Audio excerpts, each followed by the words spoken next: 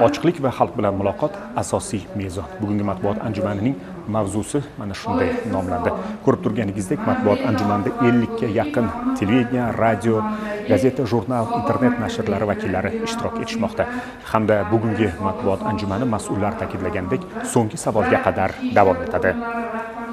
Ichki ishlar vazirligi tomonidan doimiy ravishda jurnalist va blogerlar ishtirokida o'tkazib kelinayotgan ochiq muloqotlar, tizimdagi xizmat faoliyati natijalari, erishilgan yutuqlar va yo'l qo'yilgan kamchiliklar haqida axborot taqdim etishning jonli maydoniga aylanib bormoqda. Bu galgi tadbirda ham dastlab vazir o'rinbosari polkovnik Ramazon Ashropov o'z ma'ruzasi bilan ishtirok etdi.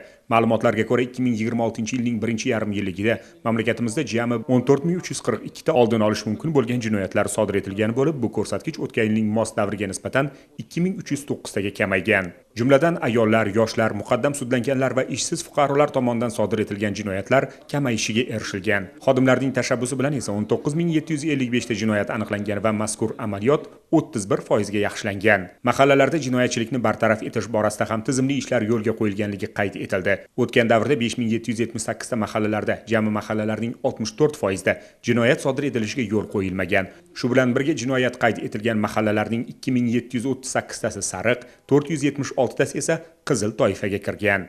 Ma'ruzadan so'ng mamlakatimiz miqyosida o'tkazilayotgan xavfsiz va sog'lom yurt keng ko'lamli tezkor profilaktik tadbirlarning dastlabki 10 kunida amalga oshirilgan ishlar, aniqlangan jinoyatlar, uyushgan jinoiy guruh va shaxslardan olingan giyohvandlik moddalari va noqonuniy qurollar haqida ma'lumot beruvchi video lavha namoyish etildi. Xavfsiz sog'lom yurt tadbiri bugun respublika miqyosida juda ko'plab jinoyatlarni fosh qilmoqda.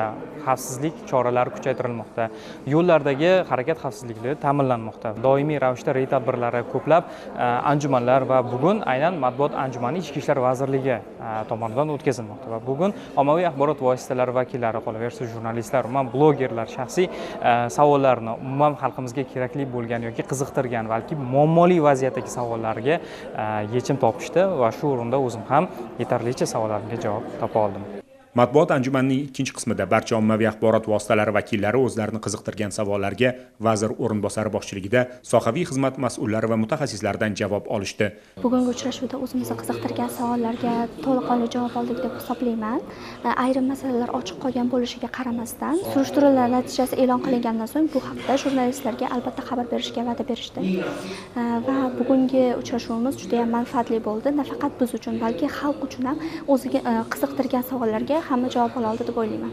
Albatta Ichki ishlar vazirligi tizimida 6 oylik hisobot va o'tkazilgan matbuot anjumani jurnalistlar uchun ayni muddao bo'ldi deyish mumkin. Tizimdagi o'zgarishlar va xalq xabardor bo'lmagan va xalqqa hali yetib bormagan yangiliklarni ommaviy axborot vositalari orqali yetkazilishida katta yordam beradi.